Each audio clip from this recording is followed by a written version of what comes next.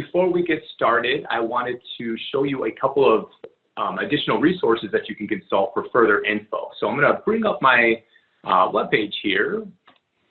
All right.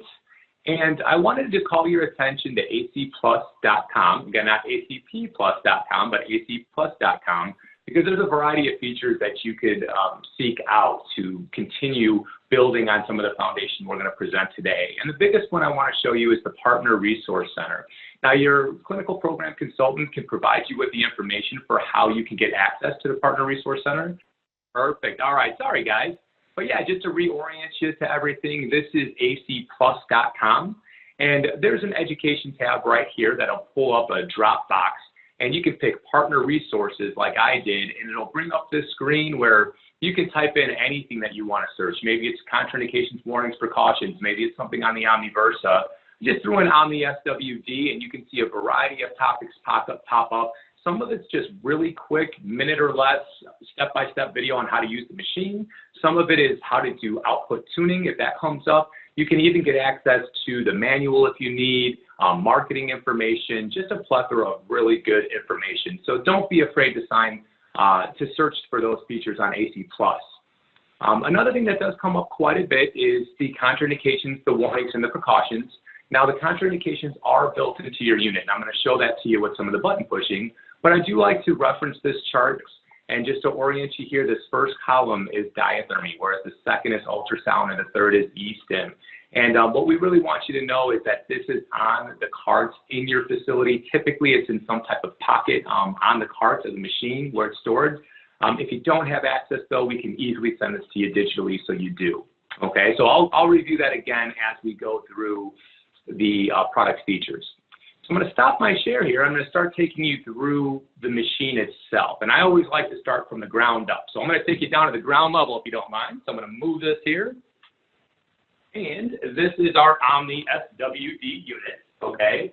And the reason I wanted to start from the ground up is because you'll notice that from the back of the machine here, we have the plug.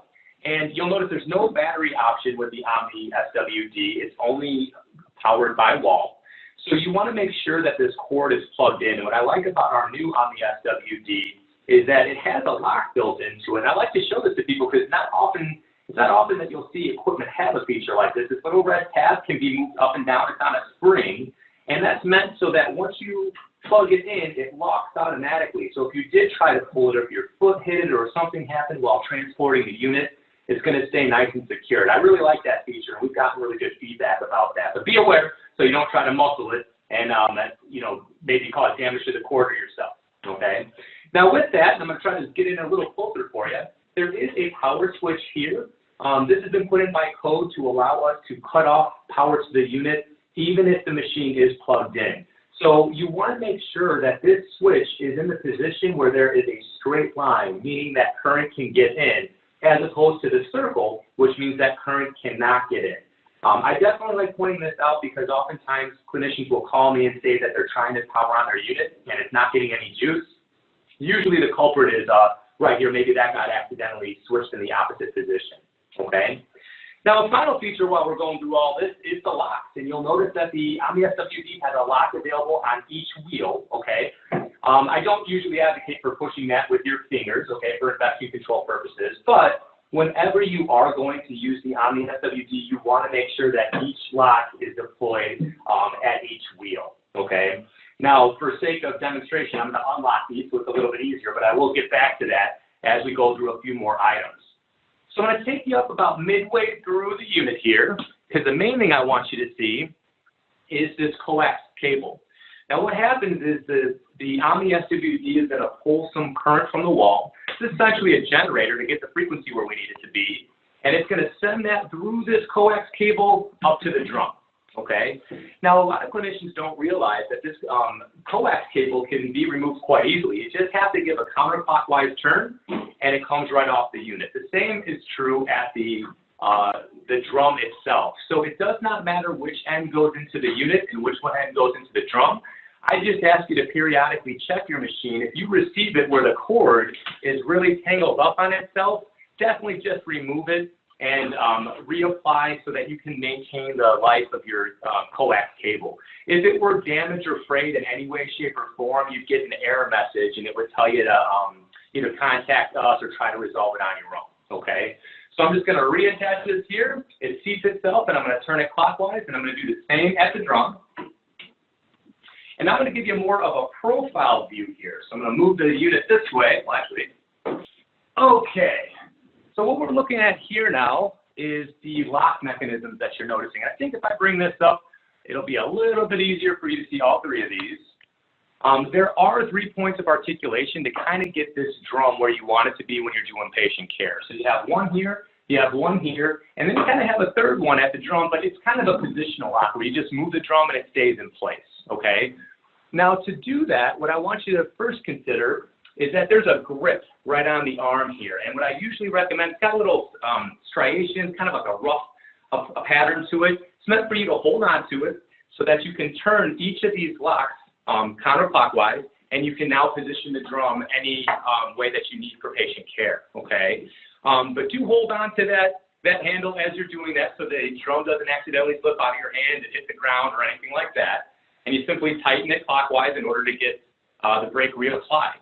Okay, now there's another reason why I bring up this little handle for you, and it's because you can remove the drum oftentimes for servicing or for the patient who just simply can't be positioned appropriately with this drum, with this arm. And to do that, I'm just going to keep this straight. You want to make sure that this spot right here is not showing any white. So I can turn this grip counterclockwise, and you'll see how a white neck has been exposed.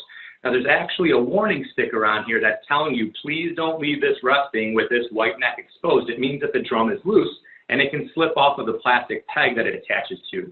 So I'm just going to remove this just like so, and you'll notice my coax cable is still connected. I'm removed from the drum, but now I can kind of position this as needed, and it's kind of nice. I've used this for positioning under patients' knees when I can't get full extension, for a tough rib fracture and the patient doesn't want to come out of their chair, I can rest this on top of a pillow and keep their arm on top of it if needed.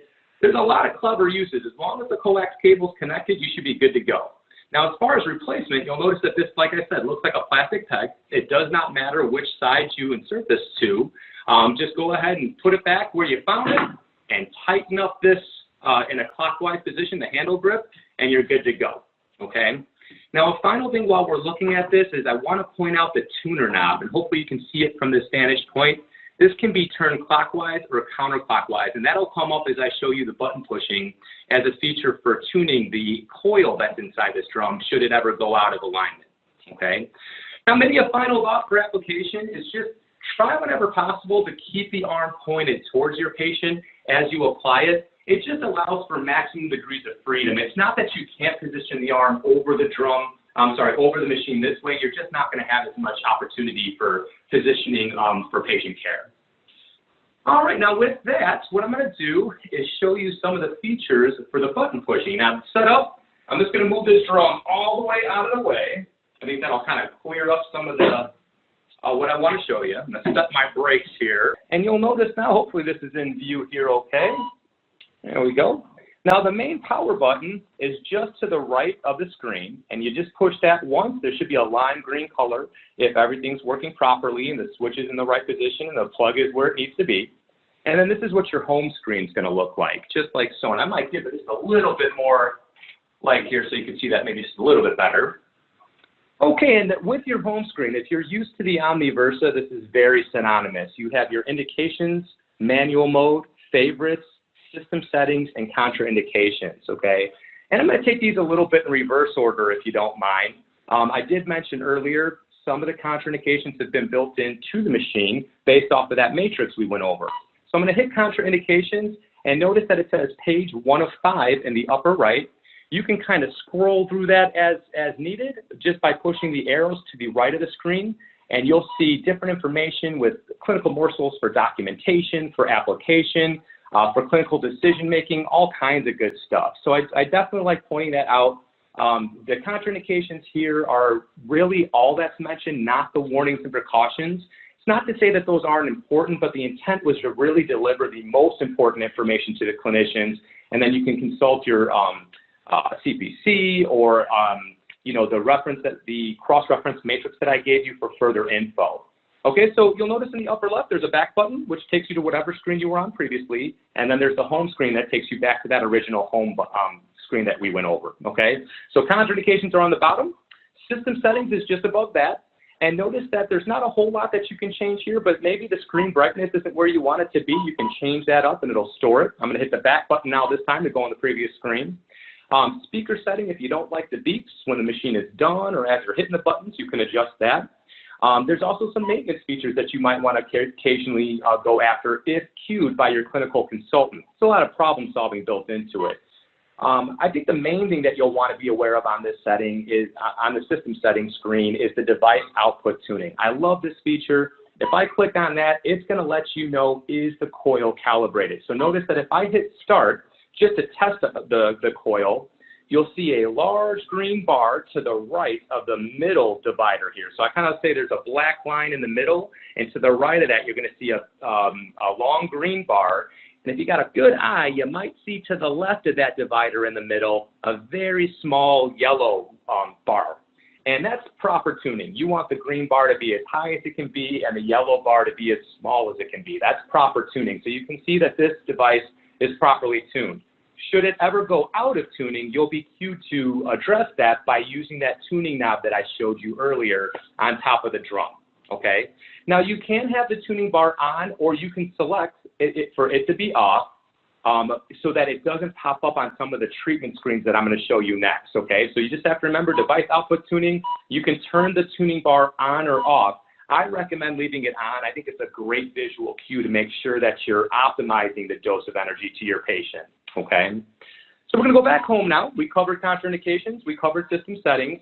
I'm going to start taking you through indications, manual mode, and favorites next, okay? Now, why I love how this machine is set up is indications will guide you. Maybe you're a new clinician, you're not used to using OmniSWD, you want to see what options are at your disposal right here. Indications is going to be for you. Notice that we have a whole bunch of options. They're all consistent with what the research shows now that diathermy can be used for. And what I think that's so great is just by using this list, you're doing evidence-based medicine, okay? Now, if you don't need to be guided, if you feel like you have a good handle on this and you just want to hit a button and go, I'm going to get the back button here. That's what manual mode would be for. So if I select manual mode, you'll notice it's saying variable, 1 delta T, 2 delta T, 4 delta T, which one do you want to use, and go, okay? And just as a refresher, guys, if you don't remember, the 1 delta T, delta implies change, and what we're saying here is that we want to change the temperature of the tissue being treated by 1 degree Celsius, okay? And then the 2 would be 2 degrees, and the 4 would be 4 degrees. So you can think of this as maybe a mild, moderate, or a vigorous heating, okay? And the variable is the subthermal option. It doesn't quite cause a heating effect as a net heating effect towards the end of treatment. So typically, whatever the patient's tissue temperature was before you applied it, it's the same temperature after, okay? So that's manual mode. I'm going to go back to indications just to help teach you a little bit more on that. Maybe your patient has some pain that's associated with a frozen shoulder, and you want to help them with that pain. So notice that if I hit relieves pain, it's going to ask you, well, is this acute, is this subacute, or is this chronic? So again, it's guiding that clinical decision making. Maybe you're a little caught up between, well, this is kind of chronic, but maybe it's acute on chronic. You're not really sure what decision to make. You can hit the info tab next to the selection. So not the actual selection itself, but the info tab next to it, and you can get a variety of info on the VAR setting for pain. Built in, notice it says page 1 of 6 in the upper right here, and it has a variety of pictures that the CPCs often present during on-site lectures and labs, okay? Again, lots of clinical morsels here for documentation, billing purposes, clinical decision-making, just wonderful stuff. So to recap here, I'm just gonna go back. Keep in mind that if you go under indications, you will be guided. But if you go under manual modes, you will not be guided. You won't have access to those pictures and all that, the phrases, things that we went over, okay? So going back to indications, if I continue with that pain example that I gave you, maybe you read up on acute and you read up on subacute, you decided, acute's the way I want to go. So I can hit the actual word acute, and you'll notice the treatment screen, okay? It's kind of short and sweet. The timer is set at 30 minutes. The start and stop button are there. Here's that device output tuning bar graph that I was showing you before. You could simply hit start if you'd wish to, and the machine will start kicking on. Again, you can see the device output, the drum is in tune, and the timer is counting down, okay? Now, if you want, there's a stop button right there. Perhaps you don't have 30 minutes, even though it might be desired. Maybe you only have 20, and you want to change it. You can change it under manual mode. I'm going to go back. There we go. If I hit manual mode and I hit variable, I can select the time and I can change it. Maybe 20 minutes is all I can get in instead of that 30. That's okay. We hit 20, we hit enter, it's stored, and we're good to go. Another feature that I like about manual mode is it allows you to change two key things associated with diathermy, which is the pulse duration and the pulse rate. Now, if you don't want to worry about that, you could just accept our defaults that we provide you with, or maybe you read a study that the pulse duration should be increased to 100. All you have to do is hit the button and it changes it, and you can go ahead and treat and practice the evidence-based medicine that you intend to practice. Okay, so it's really kind of a nice feature. Maybe you feel so strongly that that change is needed, you might want to save it. Okay, there's a floppy in the upper right. I'm going to hit that, and notice that I can call this program whatever I want to. I can hit program 3. I can call it, we'll just say upper extremity pain. And we're going to save that, and notice that upper extremity pain is now stored with the settings that I had done. And I can select any of my favorites if I want to. Notice that as I select them, there's a variety of options that pop up on the right.